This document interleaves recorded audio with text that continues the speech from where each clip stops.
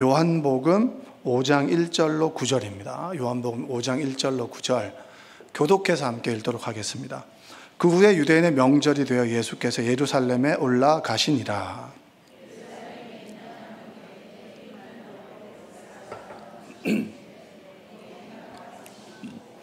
그 안에 많은 병자, 맹인, 다리 저는 사람, 혈기 마른 사람들이 누워 물의 움직임을 기다리니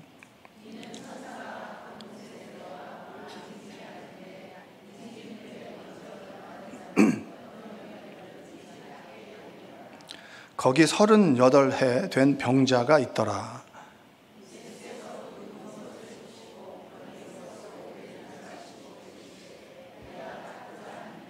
병자가 대답하여 주여 물이 움직일 때에 나를 못에 넣어주는 사람이 없어 내가 가는 동안에 다른 사람이 먼저 내려가나이다. 함께 읽겠습니다. 그 사람이 곧 나아서 자리를 들고 걸어가니라. 이날은 안식일이니. 아멘. 자, 다시 한번 고백해 볼게요. 오늘도 은혜 많이 받읍시다. 네. 지난 6월 달에 그 국민권익위원회에 있었던 그 간부로 추정되는데 그 기사를 본 적이 있습니다. 그분이 자살을 한 사건이 있었습니다. 그 자살한 사건이 아무래도 그 김건희 여사의 디올백을 두고 여러 가지 이쪽 저쪽에 얘기하는 것 속에서 갈피를 잡지 못하고 그리고 그것에 대한 어려움을 토로하고 주변 사람들에게 토로하고 이제 자살을 한 거죠. 이런 얘기하면은 정치적인 얘기가 굉장히 민감하잖아요. 그렇죠? 우리는 우측 양측이 다 있기 때문에 그 얘기를 하는 것은 아니고 그분이 주변의 지인에게 한 말로 그게 이제 기사가 된 적이 있습니다. 그 기사의 내용은 뭐냐면 이런 겁니다. 내가 할 수 있는 게 없다 이겁니다. 내가 할 수 있는 게 없다. 아무도 권력과 권력 이쪽 저쪽 야당 여당 얼마나 말이 많겠어요. 그 속에서 자신이 이러지도 못하고 저러지도 못한다. 그래서 내가 아무것도 할 수 없다. 이제 무력감을 토로하고 자살을 하게 됐습니다. 그래서 이게 어떻게 됐는지 역학관계를 말씀드리고 싶은 것은 아니고 우선 사람이 힘들어서 그런 선택을 하게 됐을 때 잘잘못을 떠나서 가족을 위로하고 그리고 또 한 사람의 죽음에 대해서 애도하는 것이 저는 먼저라고 생각을 합니다. 저는 그분이 죽음에 이르기까지 만들었던 그 무력감, 그도 꿈이 있고 그리고 그도 하고 싶은 일이 있고 그리고 할 수 있는 일이 있는데 자기가 아무것도 할 수 없는 그 무력감 속에서 스스로 목숨을 끊어야 되는 그 과정 속에서 얼마나 힘들었을까. 여러분도 저도 내가 할 수 있는 게 없다라고 하는 이 한 토막의 문장을 들으면 우리도 인생의 어느 순간에 그런 경험을 해본 적이 있으실 거예요. 나는 굉장히 뭔가 된 줄 알았는데 내가 가면 뭐가 될 변화가 있을 줄 알았는데 그런 변화가 없이 그냥 내가 별 볼 일 없는 인간이네 라고 하는 것을 느끼게 되는 순간이 있습니다. 무력감. 그런 무력감을 느끼게 되는 순간이 있죠. 성경의 인물에서도 무력감을 느낀 사람이 있습니다. 여러 사람이 있겠죠. 그 중에서 오늘 본문에 나오는 38년 된 병자는 아마 무력감이라고 하는 시간들을 가장 오래 보낸 사람이 아닌가 생각이 됩니다. 우리가 어떤 무력감이라는 시간을 단기간에 6개월, 1년 그렇게 보낼 수는 있지만 38년 동안 그 무력감, 내가 할 수 있는 게 없다. 누군가의 도움을 구하고 싶은데 누군가도 나에게 도움을 줄 수 없다라고 하는 무력감 속에서 38년을 보낸 사람이 오늘의 본문에 나오는 주인공입니다. 이 주인공은 베데스다라고 하는 연못에 살았습니다. 베데스다라고 하는 그 연못의 뜻은 뭐냐면 은혜의 집입니다. 은혜의 집, 자비의 집. 뭐라고요? 은혜의 집, 자비의 집인데 이 베데스다라고 하는 곳에는 한 번씩 천사가 내려와서 물을 격동시켜요. 천사가 내려오면 물이 출렁출렁 하잖아요.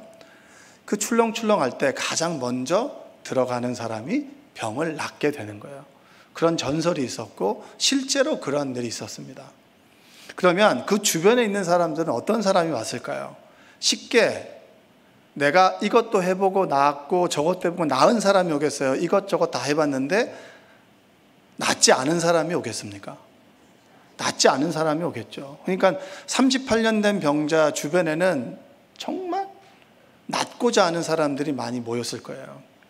근데 이게 자비의 집, 은혜의 집인데 물이 움직일 때 먼저 들어가야 되니까 힘이 있는 사람이 들어가겠어요? 힘이 없는 사람이 들어가겠어요? 그러니까 한 사람 한 사람 들어갈 때 38년 된 병자는 매번 그 사람의 뒷모습을 쳐다보고 기쁨으로 병이 고쳐서 나오는 모습을 보는 사람이에요. 그러니까 그 뒷모습을 보는 그 마음이 어떻겠어요? 얼마나 씁쓸하겠어요? 나도 저기에 못에 들어가서 주인공이 되고 싶은데 나는 늘 박수만 쳐주고 저 사람의 뒷모습만 바라봐야 되는 인생이 된다라고 하면 좀 슬프지 않겠습니까? 여러분들도 저도 어느 순간에 스포트라이트를 좀 받고 싶은 그런 생각 안 드세요? 예전에 우리가 그렇게 얘기했었어요. 우리가 결혼을 잘하려면 조명을 세게 받을 때 연애를 해야 된다. 이게 무슨 말인지 아세요? 그러니까 조명이 우리를 살려주는 건 조명이다. 목회자들 얘기할 때, 우리끼리 막 농담식으로 얘기할 때 조명을 잘 받을 때 그때 좋은 사람을 만나서 결혼해야 된다. 조명이 약해지면 우리도 시들시들해진다. 뭐 이런 얘기 했단 말이에요. 우리도 어느 순간에 스포트라이트를 받고 조명을 받고 박수를 좀 받고 싶겠죠. 근데 38년 된 사람은 늘 박수만 쳐주고 뒷공무니만 본 사람이었습니다. 이 은혜의 집, 자비의 집은 우리가 살아가는 세상과 똑같은 거예요. 힘이 있는 사람만, 능력이 있는 사람만, 그리고 특출난 사람만, 엄마 친구 아들만 주목을 받는 그게 바로 자비의 집, 은혜의 집인 거예요. 누가 나에게 도움을 주지 않으면 그 은혜를 입을 수 없는 곳이 바로 베데스다입니다. 근데 이 베데스다라고 하는 곳은 양문 곁에 있습니다. 양문 곁에. 왜 사도 요한이 양문 곁에 있는 베데스다라고 했을까? 죄 씻음을 받고 우리가 구원을 얻기 위해서는 율법에서는 끊임없이 뭘 해야 됩니까? 양, 소, 비둘기, 제물을 드려서 내 죄 씻음을 얻고 그리고 하나님의 자녀가 되는 거예요. 수많은 양들이 왔다 갔다 하고 수많은 양을 드려도 너희의 병을 고쳐줄 사람은 양이 아니다라는 거예요. 누굽니까? 우리에게 은혜를 베풀어 주시는 분은 예수 그리스도라고 하는 것을 양문 곁 베데스다라고 얘기를 하는 거예요. 우리 인생의 38년 동안, 어떤 사람은 6개월 동안, 10년 동안 여러 가지 주인공이 아닌 관객으로 살아가는 사람들이 있고, 그리고 누군가의 도움을 받아야만 살아가는 인생을 살아가는 어떤 그 기간이 있을 겁니다. 우리에게도 있고 저에게도 있고 우리 모두에게도 있을 거예요. 그때 양문 곁 베데스다. 끊임없이 누군가 나를 넣어줘야만 병을 낫는 것이 아니라, 짐승을 드려야만 병을 낫는 것이 아니라 진정한 우리의 치유와 회복과 구원은 예수 그리스도다. 이게 바로 여러분, 이게 양문 곁 베데스다라고 하는 의미입니다. 한번 읽어볼까요? 5장 1절과 2절. 그 후에 유대인의 명절이 되어 예수께서 예루살렘에 올라가시니라. 예루살렘에 있는 양문 곁에 히브리 말로 거기 행각 5이 있고, 3절과 5절 한번 다시 읽어볼게요. 쭉. 그 안에 많은 병자, 다리 저는 사람, 혈기 마른 사람들이 누워 물의 움직임을 기다리니 이는 천사가 각 큰 못에 내려와 물을 움직이게 하는데 움직인 후에 먼저 들어가는 자는 어떤 병에 걸렸든지 낫게 됨이로라. 거기 38에 된 병자가 있더라. 38년 된 병자는 늘 그때를 기다리는 거예요. 누가 나를 좀 넣어줬으면, 그리고 내 차례가 올까? 그걸 늘 기다렸던 사람이 38년이니까 얼마나 무력감 속에 살아가겠습니까? 은혜, 누군가 나에게 은혜를 베풀어 줘야만 되는데 그 은혜는 누구냐면 힘이 있고 나를 들어서 던져줄 사람이 필요한 건데, 그 던져줄 사람은 자기를 던져주는 것이 아니라 내 옆 사람을 던져주고 나는 점점 더 잊혀가는 거예요. 소위 예전에 얘기한 잉여인간 아시? 잉여인간. 난 사회 속에서 별 필요 없는 인간인가? 나 같은 사람들은 별로 영향력이 없는 사람인가? 그냥 노동력이 없고 제외된 인간인가? 라고 하는 자괴감도 들 수 있는 거예요. 그게 무력감 아니겠습니까? 38년의 시간 동안 이 38년 된 병자는 철저하게 내가 할 수 있는 게 없다, 이걸 느꼈습니다. 한번 고백해 볼까요? 내가 할 수 있는 게 없다. 예수님을 믿으면 믿을수록 내가 할 수 있는 폭이 커지나요? 내가 할 수 있는 폭이 작아지나요? 작아져요? 커져요? 작아져요? 커지시는 분. 내가 할 수 있는 폭은 작아지지만 하는 영역은 넓어지는 거예요. 내가 스스로 해왔던 것이 내 힘이 아니었구나, 하나님의 은혜구나라고 하는 것을 고백하는 겁니다. 그게 38년 동안 38년 된 병자가 느꼈던 거예요. 38년, 성경에 38년 된 38이라는 숫자가 나오나요? 38이라는 숫자는 나오지 않지만 광야 생활은 몇 년인가요? 40년이죠. 40년 다음 생각해 보세요. 38년이라는 숫자가 나옵니다. 자, 애굽에서 그들이 9가지 재앙과 마지막 장자의 죽음을 경험했던 기간이 6개월입니다. 몇 개월이요? 6개월입니다. 6개월에 출애굽을 해요. 출애굽을 하고 홍해를 건너서 시내산까지 가는데 3개월이 걸립니다. 그럼 총 몇 개월이에요? 9개월이죠. 그리고 시내산에서 하나님께서 오합지졸을 그들을 하나님의 백성으로 만듭니다. 제사장 나라 거룩한 백성으로 만드는 시간이 1년 동안이에요. 그래서 그때 아론 계열의 사람들 레위인으로 만듭니다. 그리고 제사장을 세웁니다. 그들에게 제사는 어떻게 지내는 거냐? 번제도 있고 속죄제도 있고 화목제도 있고 소제도 있고 이런 제사들을 다 가르쳐요. 그리고 성막을 짓게 합니다. 성막을 짓고 죄를 짓게 되면 너희들이 짐승을 들여서 제사를 드리면 너의 죄를 사해 주겠고 너희들이 그곳에 오면 내가 너를 만나 주겠다 라고 하는 성막을 지음으로 해서 비로소 그들은 하나님의 백성이 되는 거예요. 거룩한 백성이 되는 거예요. 다른 사람들은 세상의 법을 쫓아가지만 너희들은 하나님의 말씀을 쫓아가는 거룩한 백성이 되는 겁니다. 그리고 1년 9개월이 지나서 가데스 바네에 올라가서 우리가 너무나 잘 아는 12명의 정탐꾼의 이야기가 나옵니다. 10명은 노, 2명은 가자. 그래서 결국 어떻게 됐죠? 너희들이 정탐한 날에 하루에 1년을 곱해서 40년 동안을 뺑뺑 돌게 하겠다라고 얘기합니다. 자, 그러면 1년하고 9개월 정도를 빼고 난 다음에 남은 기간이 몇 년입니까? 38년이죠. 38년의 기간들을 한번 잘 보세요. 그들은 고라, 아비람, 레위인으로부터 모세, 누가 당신에게 이런 권한을 줬느냐? 나도 그런 권한이 있다.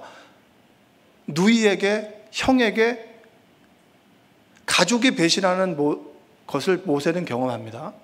그리고 내가 도대체 우물을 파서 물을 먹을 수 없어. 광야에서는 누구의 도움으로 물을 먹습니까? 하나님께서 물을 주셔야 내가 물을 먹을 수 있다.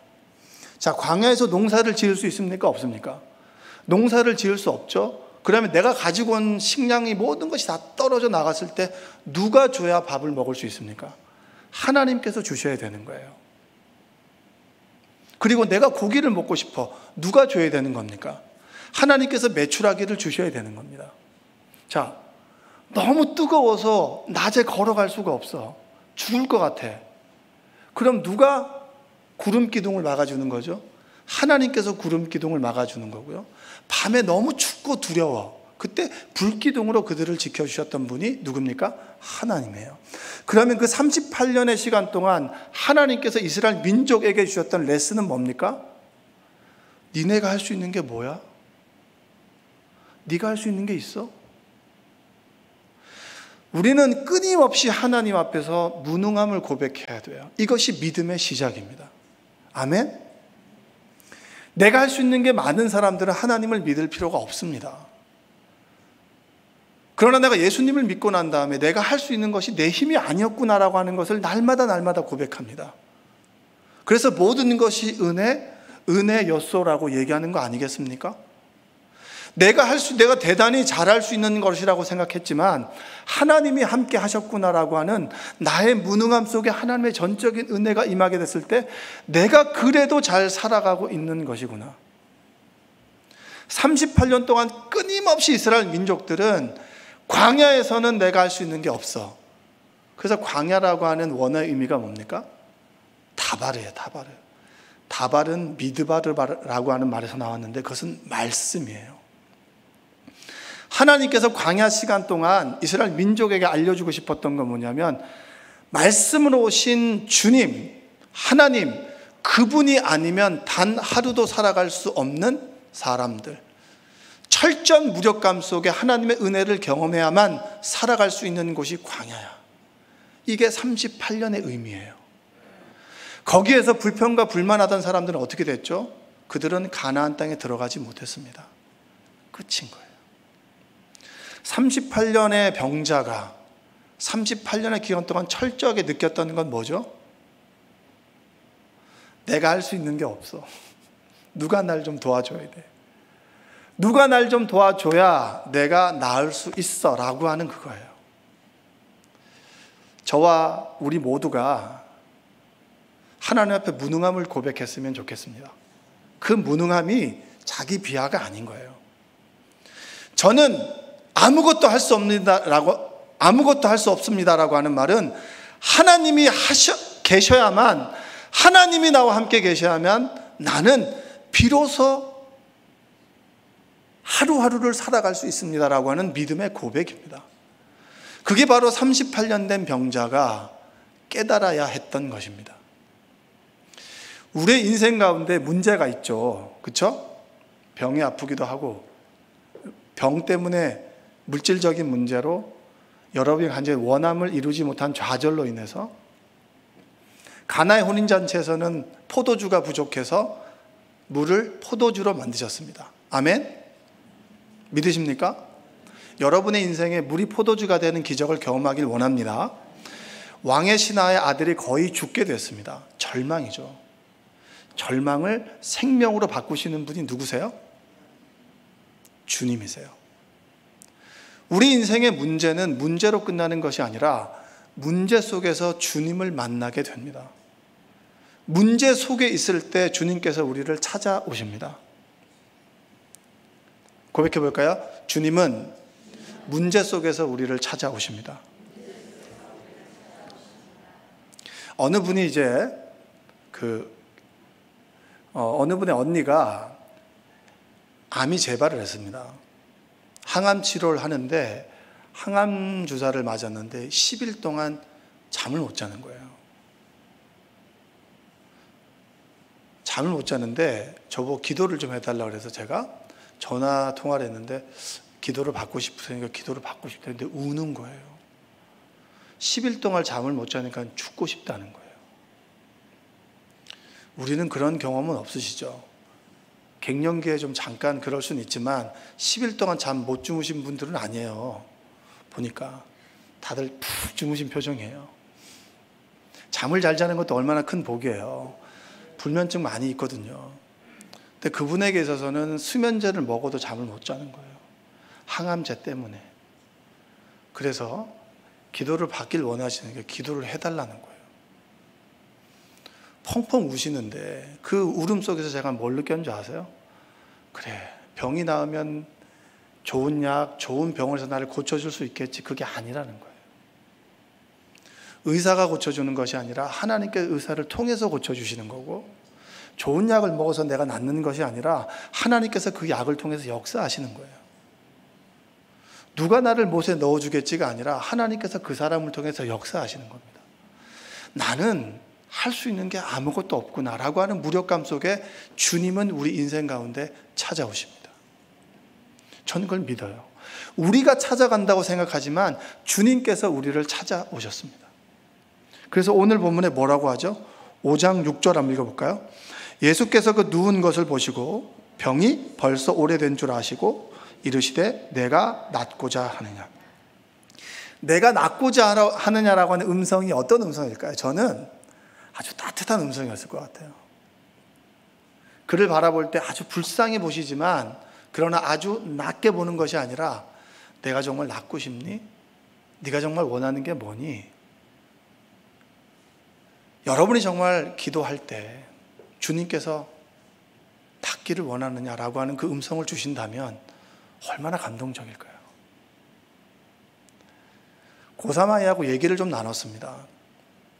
이제 그 친구는 어떤 친구냐면 결심을 늘 하는데 실행이 잘 안 되는, 항상 계획은 세우지만 실행을 잘 안 되는. 그러니까 계획을 세우고 실행이 안 되면 어떻게 돼요? 사람이 작아지잖아요. 아, 나는 안 되나 보다. 어떤 사람은 척척해 나가는 것 같은데 나는 안 되나 보다. 이런 마음을 갖지 않겠어요? 근데 주변 사람들이 막 조언도 해주죠. 야, 이건 먹을까 저건 먹을까 고민하지 마라. 그 고민할 시간 하나라도 더 먹어라. 뭐 그런 고민도 하고, 아, 알겠습니다 하는데 잘 안 돼. 응? 바보들은 결심만 한다. 아, 그래, 할 수 있어 하는데 또 잘 안 돼. 하다가 작심삼일이 되는 거죠. 여러분 똑같잖아요. 다 다이어트 지금 한 30년째 하는 분들 많잖아요. 다 여러분 얘기예요. 뭐 딴 사람 얘기인지 들으세요. 근데 그 학생이 어느 순간 기도를 하다가 그 마음 가운데 성경 구절이 하나 툭 떠올른 거예요. 나의 의로운 손으로 너를 붙들리라라고 하는 말씀이 떠오른 거예요. 그리고 마음이 평안해진 거죠. 그 저와 대화를 나누다가 어떤 얘기를 하냐면 하나님의 음성을 듣는 건 어떻게 듣는 거냐는 거예요. 여러분도 궁금하시죠? 네? 제가 가르쳐 드릴까요? 엄한 데 가가지고 하지 마시고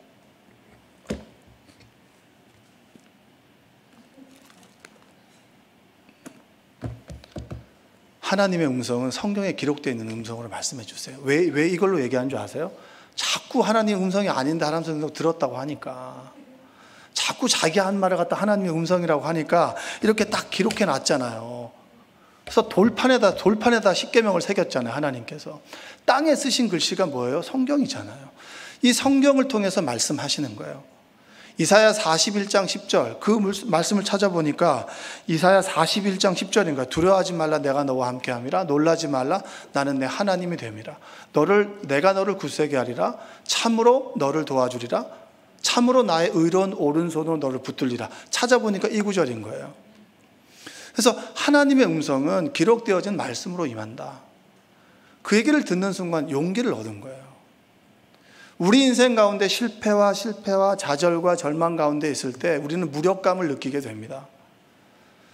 그 무력감으로부터 우리가 이길 수 있는 길은 하나님의 말씀이에요.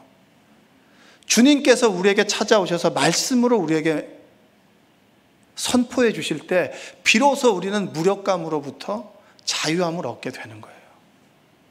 내가 할 수 없지만 주님께서 나와 함께 계시기 때문에 나의 의로운 손으로 나를 붙들어 주신다라는 그 말씀 한 구절의 말씀이 그 아이의 인생을 바꿔놨어요. 할 수 없는 사람에서 할 수 있는 사람이 된 거예요. 주님이 나와 함께 계시기 때문에 나는 할 수 있는 사람이 된 거예요.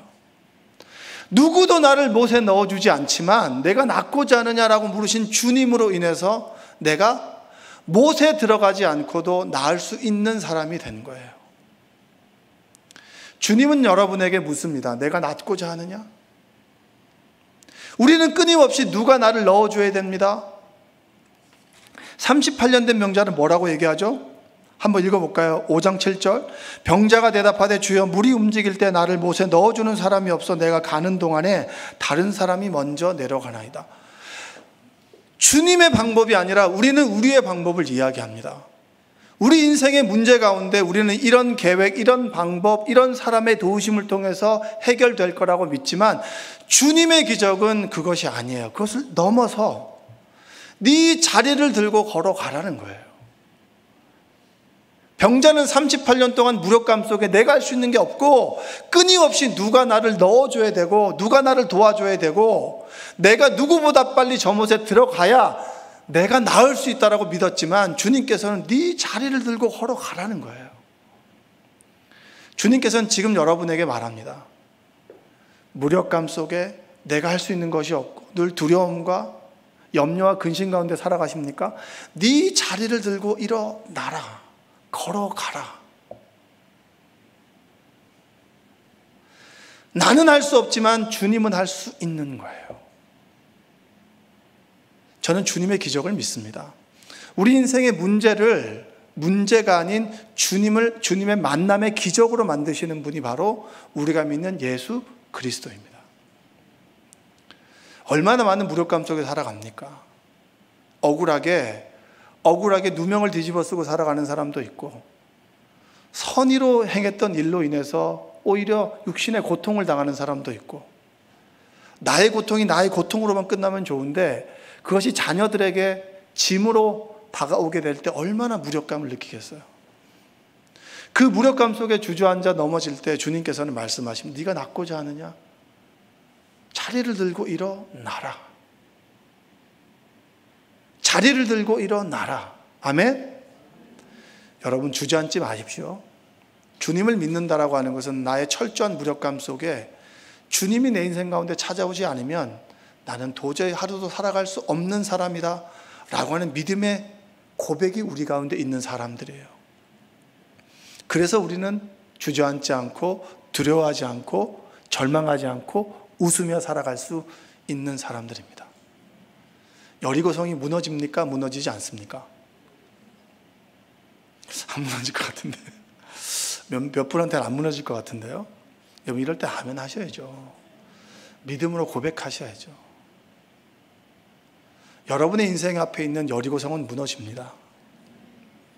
여러분이 가지고 있는 38년의 누구에게도 말하지 못한 무력감, 좌절, 절망은 주님을 만남으로 인해서 거뜬히 이겨낼 수 있습니다.